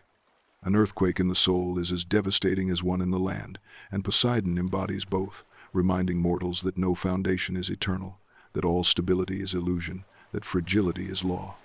Yet in this shaking lies renewal, for what collapses can be rebuilt, what falls can be raised again, and Poseidon teaches resilience through ruin. His gift of horses reflects also the spirit, for horses are passions, swift and powerful, dangerous yet beautiful, needing mastery yet never fully tamed. Every mortal carries horses within, instincts and desires that can trample or carry to greatness, and to ride them is to live in harmony with motion. To ignore them is to be dragged, to abuse them is to be destroyed. Poseidon gave horses not only to the land, but to the soul. Reminders that passion is gift and danger both, that freedom is risk, that control is balance, that motion is eternal. Even his rivalries mirror the soul, for who has not felt the clash between wisdom and desire as Athena and Poseidon clashed over Athens, the contest between calm reason and restless passion? Who has not felt rivalry between self and destiny as Odysseus felt, between pride and humility, between cleverness and reverence? Poseidon's myths are mirrors of these struggles, externalized into gods and storms but internal truths of every heart. To contemplate Poseidon is therefore to contemplate oneself, to look upon sea and recognize depth, to look upon storm and recognize anger, to look upon quake and recognize collapse, to look upon horse and recognize passion. His worship was not only ritual but psychology, his myth not only history but philosophy, his essence not only nature but self. The ancients knew this intuitively, for they lived closer to sea, closer to fragility, closer to paradox, and they told stories that gave them meaning. Poseidon was terrifying yet beloved because the self is terrifying yet beloved, because emotions are storms but also gifts, because change is frightening but also life. In Poseidon they saw themselves magnified, their flaws divine, their struggles eternal, their passions cosmic. To honor him was to honor truth within. To appease him was to seek balance. To pray to him was to admit fragility. To fear him was to fear oneself. His paradox was not only cosmic but personal, his depth not only abyssal but spiritual. This is why his myths endure, why sailors still whisper prayers, why poets still invoke waves, why thinkers still use tides as metaphors. Poseidon is not gone because the sea is not gone, and the sea within is not gone. As long as humans feel passion, collapse, storm, calm, depth, mystery, Poseidon remains. To live is to carry him, to feel him, to be him in part, for mortals too are storm and calm, wrath and mercy, creation and destruction, fragility and resilience. The trident pierces all, and through that piercing comes truth. Poseidon within the soul is eternal, for the soul itself is sea, and sea is eternal. To speak of Poseidon as mere myth is to strip him of his truest power, for myths are not cages of story but mirrors of meaning, and the Earthshaker was above all a teacher, a god whose storms and quakes, whose wrath and mercy, whose gifts and punishments carried lessons for mortals who dared to listen. These lessons were not gentle, for the sea does not speak in whispers but in waves, and Poseidon taught not through kindness but through inevitability. Yet those who survived his trials, those who endured his punishments, those who humbled themselves before his paradox, found wisdom deeper than any olive tree or thunderbolt could offer. The first lesson of Poseidon is that fragility is law. Empires fall, ships sink, walls collapse, and mortals must accept this truth not with despair but with humility. To believe in permanence is to live in arrogance. To accept fragility is to live in wisdom. Poseidon's earthquakes reminded mortals that no stone is beyond motion. His storms reminded them that no fleet is beyond wave. His myths reminded them that no hero is beyond hubris. The second lesson of Poseidon is that resilience is power. Fragility may be law, but collapse is not end. Cities toppled by quake are rebuilt stronger. Ships lost to storm teach better craft. Lives broken by grief discovered deeper meaning. Poseidon's wrath does not annihilate without remainder. It clears for renewal. It destroys to rebuild. It shakes so that mortals learn to stand. The third lesson is reverence, for Poseidon punished arrogance above all. Odysseus suffered not for blinding Polyphemus but for boasting. Minos suffered not for receiving the bull but for betraying his promise. Laomedon suffered not for building walls but for refusing just payment. Poseidon's justice was consistent. Disrespect invites ruin. Reverence invites blessing. His worshippers understood this, for every libation poured, every bull sacrificed, every temple raised was act of humility, act of recognition that mortals are guests upon shifting ground. The fourth lesson is paradox itself, that life is not one thing but many, not peace or storm but both, not creation or destruction but both, not mercy or wrath but both. Poseidon embodies this paradox, and to worship him is to accept that opposites coexist, that contradictions are truth, that motion is not neat but eternal. The fifth lesson is mystery, for Poseidon's abyss reminds mortals that not all is known, not all is seen, not all is explained. Beneath calm seas lie trenches deeper than imagination. Beneath myths lie truths beyond comprehension. Beneath life lies death, and beyond death lies transformation. To live wisely is to accept mystery, to bow to depth, to recognize that knowledge is fragment, that truth is ocean. Poseidon's lessons echo still, not as ancient superstitions, but as eternal wisdom. When modern men face storms of life, they echo Odysseus, wandering until humility is learned. When empires collapse, they echo Atlantis, drowned by hubris. When passions surge, they echo horses, gifts both dangerous and divine. Poseidon teaches not with words but with motion, not with promises but with waves. To learn from him is to live resiliently, humbly, paradoxically, deeply. Imagine standing upon a shore as storm gathers, waves rising, winds screaming, sky breaking. And in that chaos feel not only fear but recognition that this is life itself, that storms come and pass, that waves rise and fall, that collapse and renewal are one. Imagine feeling quake beneath feet, walls trembling, foundations splitting, and in that terror realize truth that stability is illusion, that fragility is law, yet also that survival is possible, that rebuilding is strength, that collapse is not end. Imagine riding a horse, its muscles surging, its spirit wild, its power immense, and in that ride feel paradox, gift and danger, freedom and risk, beauty and fear. Imagine casting eyes upon sea at sunset, calm and endless, and in that calm feel mercy, feel blessing, feel gratitude. These are Poseidon's lessons, etched not in books but in waves, not in temples but in tides, not in scrolls but in storms. To ignore them is arrogance, to accept them is wisdom. The earth-shaker remains teacher still, for though temples crumble and myths fade, waves strike shores still, quakes shake ground still, horses gallop still, depths remain still, and in all these motions Poseidon speaks. His voice is thunder of surf, his hand is trembling of earth, his lesson is fragility, resilience, reverence, paradox, mystery. To live is to hear him, to honor him, to learn from him. This is the true worship of Poseidon, not marble or sacrifice but humility, not ritual or games but wisdom. To carry his lessons is to live prepared, for storms will come, quakes will strike, passions will surge, depths will call, and those who remember Poseidon will endure. This is why his myth endures, why his trident gleams still, why his name is whispered still, because he is not only god of sea but teacher of soul, and his lessons are eternal as tide. To understand Poseidon is to understand that the ocean is not merely geography, not merely a body of water upon a map, but eternity itself, alive, sovereign, unbroken, and infinite, a realm beyond conquest and beyond comprehension. For while mountains may erode, while forests may burn, while empires may crumble, the sea remains, moving ceaselessly, endlessly, bound by no throne but its own. Poseidon is not simply lord of seas, but the personification of this eternity, the reminder that oceans existed before men and will exist long after their monuments are dust. His myths are not therefore simply tales of divine wrath or mortal arrogance, but reflections of cosmic truth, that water is life, that life is motion, that motion is eternal.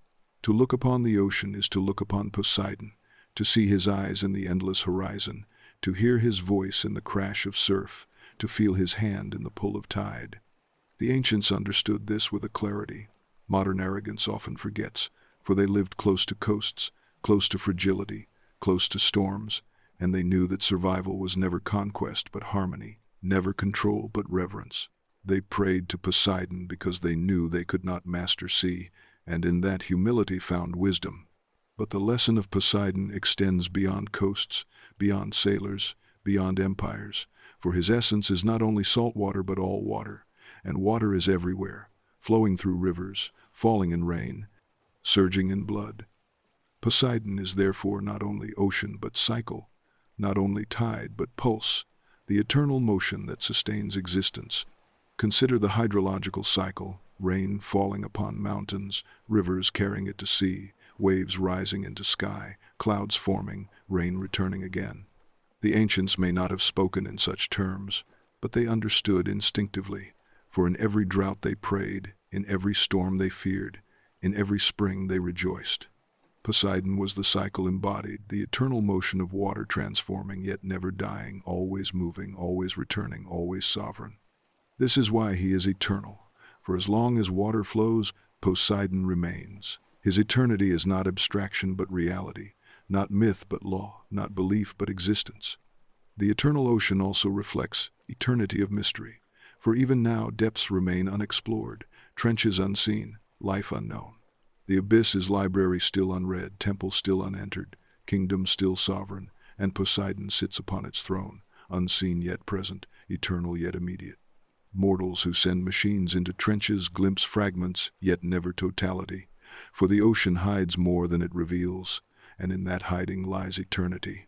Poseidon is the keeper of secrets, the reminder that not all is known, that truth is deeper than perception, that eternity is mystery. His eternity is also paradox, for though seas change shape, carving coasts, swallowing land, creating islands, they are still the same sea, ancient as time, young as dawn. Poseidon is thus both ancient and new, wrathful and merciful, eternal and immediate, paradox without end. The eternal ocean is mirror of eternal soul, for within mortals too lies depth unseen, mystery unexplored, eternity unfathomed. To look upon sea is to look within, to see that eternity is not only without but within, that Poseidon rules not only waters but hearts, not only tides but breaths. His eternity is thus personal, intimate, constant, not myth outside but truth inside. To live with this recognition is to live humbly, reverently, resiliently, knowing that one is fragment of tide, droplet of sea, echo of eternity. Poseidon's eternity is thus not distant but immediate, not abstract but present, for in every sip of water, in every breath of mist, in every tear upon cheek, Poseidon lives. His ocean is eternal because life is eternal motion, eternal change, eternal cycle. Mortals may resist this, building walls, writing laws, carving maps, but Poseidon's tide always returns, washing away illusions, reminding that eternity cannot be caged. This is the legacy of Poseidon as eternal ocean, the reminder that no matter how far mortals advance, how high empires rise, how deep science probes, the sea remains mystery, the tide remains sovereign, eternity remains Poseidon. To honor him is to honor this truth, to see ocean not as obstacle but as teacher, not as danger but as law, not as myth but as eternity. The eternal ocean roars still, whispers still, teaches still, and Poseidon, eternal and sovereign, endures. The story of Poseidon is not only the story of gods but of heroes, for wherever mortals dared to rise beyond their limits, wherever they set sail into peril or fought monsters that defied reason, Poseidon's hand was present, guiding, punishing, or shaping their fate. To understand the depth of his influence is to see that no hero's tale in the Greek world stands alone, for behind every triumph or tragedy lies the restless tide of the earth-shaker. Among the greatest was Theseus, son of Poseidon in many tellings, whose destiny was not carved by mortal lineage alone, but by the pulse of the sea itself. When he descended into the labyrinth to face the Minotaur, it was not only the courage of a man, but the essence of a god within him that gave him strength. And though Athena's wisdom guided his steps with Ariadne's thread, it was Poseidon's blood that gave him the power to slay the beast. Theseus embodied both paradox and resilience, and in his story one sees Poseidon's lesson, that heroes are born not from stillness but from motion, from chaos confronted and endured. Another child of Poseidon was Triton, not hero in the mortal sense, but herald of the sea, a figure whose conch could command waves, whose presence signaled sovereignty of water. Triton's role in myth reminds us that Poseidon's legacy was not only wrath but also order, that his children carried not only storms but structure, that even chaos can be harmonized when commanded by divine will. Perseus, too, felt Poseidon's influence, for though Zeus fathered him, it was Poseidon's union with Medusa that birthed Pegasus, the winged horse that carried Perseus to triumph. In this story, Poseidon appears not directly but through legacy. his paradox woven into events. For from violation and curse arose beauty and transcendence. From blood sprang flight, from ruin came symbol of imagination. Poseidon's hand thus reminds us that even in darkness there is potential, that even in violence there can emerge vision, that motion always transforms. Heroes also opposed him, and in their struggles Poseidon's might was revealed. Odysseus stands as the clearest, his journey not only tale of cunning but of humility forced by divine wrath. By blinding Polyphemus, son of Poseidon, Odysseus earned storms that delayed him a decade, and though Athena favored him, Poseidon's anger proved that wit without reverence is arrogance. Odysseus's endurance, his longing for home, his growth into humility, are Poseidon's gift disguised as punishment, for without storm there is no story, without exile no wisdom, without trial no triumph. Jason, too, felt the sea's judgment when he led the Argonauts in quest for the Golden Fleece, their ship Argo tossed by waves, their prayers constant, their survival a negotiation with Poseidon's will. Every oar stroke was a hymn, every harbor a blessing, every storm a reminder that their quest was not theirs alone but part of divine motion. Heroes were tested not in palaces but in seas, for Poseidon was ultimate examiner, his waves demanding courage, his storms demanding faith, his quakes demanding resilience. Even Heracles, son of Zeus, faced trials tied to Poseidon, from slaying sea monsters to wrestling sons of earth and sea, for Heracles' labors revealed that no strength is complete without respect for motion. Poseidon was not absent even in stories where his name is not central, for wherever challenge arose, the sea was near, and wherever the sea was near, Poseidon was sovereign. The lesson of heroes under Poseidon's gaze is that greatness is not achieved without struggle, that divinity tests before it blesses, that motion is the crucible of character.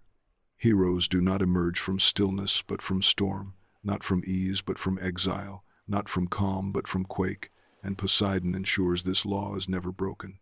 His presence in their tales is reminder that to be great is to endure motion, to rise and fall and rise again, to bow to depth and yet to sail upon it, to embrace paradox as identity. In this way, every hero of Greece carries Poseidon's mark, whether through blood or storm, through gift or punishment, through blessing or wrath. He is the unseen teacher, the tide that shapes destinies, the abyss that tests courage, the motion that creates legend. Without Poseidon, heroes are stories of ease, but with him they are stories of struggle, and struggle is what makes them eternal. Heroes of the tide thus remind mortals that greatness is not absence of storm but survival within it, not avoidance of quake but resilience after it, not ignorance of depth but reverence for it. Poseidon creates heroes not by granting triumph but by demanding it, not by easing paths but by storming them, not by calming seas but by stirring them.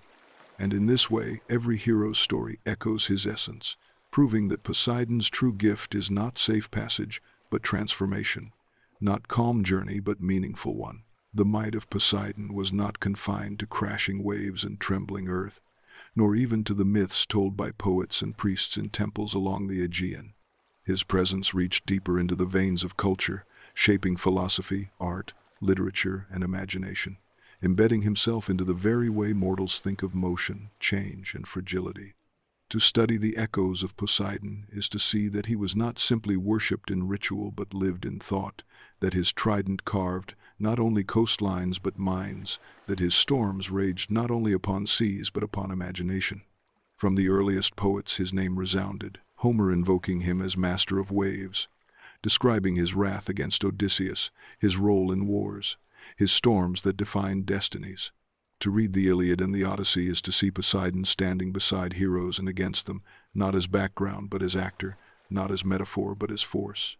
Hesiod, too, spoke of him, tracing his lineage, his children, his paradoxical unions. Later tragedians placed him in prologues and choruses, his voice thundering in plays where mortals confronted hubris. In these stories, Poseidon was not distant but immediate, shaping stage as he shaped shore, reminding audiences that their lives too were fragile before motion. Art bore his image ceaselessly, statues carved with tridents gleaming, mosaics depicting him drawn by hippocamps, vases painted with his contests against Athena or his embrace of Amphitrite. To walk through ancient cities was to see Poseidon everywhere, not confined to temples but woven into daily life. His trident engraved on coins, his image carved on fountains, his horses painted on walls. He was not an abstract idea but a visible reminder, omnipresent as the sea itself. Philosophy, too, carried his echoes, for though philosophers often spoke of elements and principles rather than gods, their ideas mirrored Poseidon's essence. Heraclitus declared that change is law, that one never steps into the same river twice.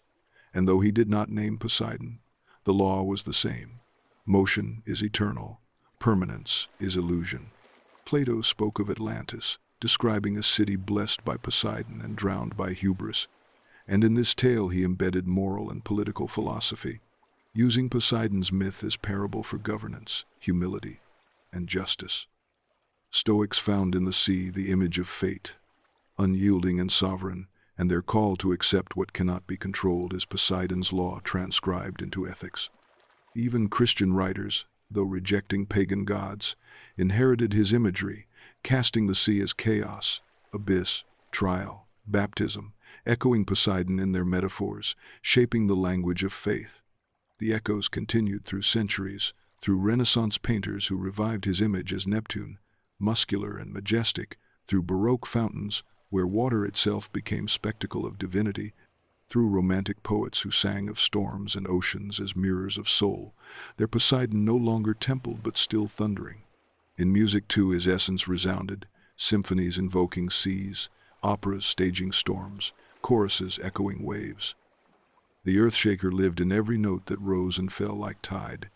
Even science carries his shadow, for when men first mapped tectonics, when they named plates that shifted Earth, when they traced origins of earthquakes and tsunamis, they did so with language inherited from myth, still calling seas Poseidonian, still whispering his name in discoveries. Psychology, too, inherits him, for the unconscious is spoken of as depth, abyss, wave, storm, reflecting Poseidon's eternal mirror of inner self. Culture cannot forget him because the sea cannot be forgotten, because motion cannot be denied, because fragility cannot be ignored. Poseidon echoes still in every painting of wave, in every novel of storm, in every film of sea monster, in every metaphor of tide. His image survives because his truth survives, because myth is not cage of superstition but vessel of meaning. The earthshaker shakes not only ground but memory, his trident striking minds as once it struck earth, his abyss opening imaginations as once it opened trenches. His echoes are eternal because they are universal, because all men live by seas within and without, because all men know fragility and mystery, because all men feel storms and calms. Poseidon in culture is Poseidon in soul, and his legacy is not artifact but living tide. As long as mortals sing of waves, paint of seas, write of storms, tremble at quakes, ride horses across plains, dream of Atlantis, or fear the abyss, Poseidon's echo remains. It is not distant echo but constant roar, the roar of tide eternal, the roar of motion everlasting, the roar of truth undeniable. The image of Poseidon is incomplete without the trident, for that three-pronged weapon is not simply a tool of violence nor a badge of office, but the very symbol of his essence, the embodiment of paradox, the carving of truth into form. Each prong of the trident represents a law of existence, and mortals who contemplated its gleam knew intuitively that it was more than ornament. The first prong is motion, the eternal truth that nothing is still, that seas rise and fall, that land trembles, that passions surge, that empires collapse, that life itself is tide. The second prong is fragility, the eternal truth that nothing lasts forever, that walls crack, that ships sink, that bodies age, that certainties collapse, that all that is built is temporary. The third prong is resilience, the eternal truth that though collapse is law, renewal is possible, that from ruin rises strength, that from storm comes calm, that from exile comes home, that from death comes transformation. Together these three truths carve the world, not only seas but souls, not only empires but individuals. Poseidon's trident is thus philosophy forged into weapon, truth sharpened into form, eternity concentrated into three lines. To see him wielded in myth is to see more than combat. It is to see him pierce illusion, shatter arrogance, reveal law. When he struck earth and caused springs to rise, it was motion manifest. When he shattered cliffs or wrecked ships, it was fragility revealed. When he calmed storms or raised horses, it was resilience bestowed. Every gesture of trident was lesson, every strike a sermon, every gleam a truth. This is why the trident endured as symbol even beyond myth, appearing on coins, banners, emblems, not only as mark of sea power but as whisper of eternal law. Modern navies still claim it, yet unknowingly they hold philosophy in their hands. They brand themselves with truth older than empire. They display Poseidon's lesson upon their ships. The trident is not past but present, not myth but mirror. In it mortals see themselves, for every life is pierced by its three prongs, motion carrying them, fragility humbling them, resilience redeeming them. The trident is life itself, sharp and sovereign, eternal and unavoidable. Poseidon is therefore not distant figure but constant presence, his trident always near, his truths always at work. The trident also represents balance, for three prongs are stable, a tripod that does not topple. Motion without resilience is despair, fragility without resilience is annihilation. Resilience without fragility is arrogance. Only in balance does life endure, only in balance does Poseidon's truth shine. The trident reminds mortals that strength is not denial of fragility but acceptance of it, that courage is not absence of fear but mastery of it, that wisdom is not certainty but humility. To meditate upon trident is to meditate upon existence, to see that what one fears is also what one needs, that what one suffers is also what one learns, that what one loses is also what one transforms. The trident, therefore, is not only weapon but teacher, not only emblem but scripture, not only symbol but truth. In its three prongs lies eternity, in its gleam lies mystery, in its strike lies revelation. Poseidon holds it still, unseen yet present, his trident piercing not only seas but souls, his truth striking not only earth but hearts. The earth shaker shakes still, the trident gleams still, the truth resounds still, eternal as tide, unbroken as wave, sovereign as sea. The story of Poseidon has carried us from the high cliffs of Saunion to the raging storms of Odysseus, from the drowned halls of Atlantis to the trembling ground beneath mortals' feet, from the hoofbeats of horses across plains to the silence of abyssal trenches where no light reaches. Yet to end his tale is impossible, for Poseidon is not past but present, not story but law, not invention but eternity. Still, we must gather threads, we must return to the abyss where it all began, to contemplate what it means not simply to hear of him but to live with him, not simply to imagine him as god of myth, but to recognize him as truth of existence. For Poseidon is not only waves upon shore but the tide of life itself, and his story ends only where ours begins again.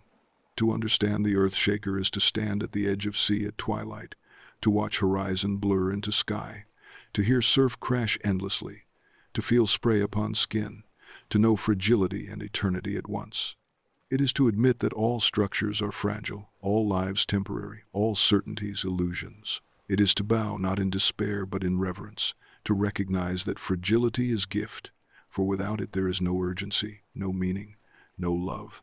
Poseidon teaches through destruction that creation is precious, through wrath that mercy is real, through storms that calm is blessing. His truth is paradox, and to embrace him is to embrace paradox, to live not in denial but in awe. Mortals may ask why gods punish, why seas rage, why earth quakes, and in their questions reveal their yearning for control.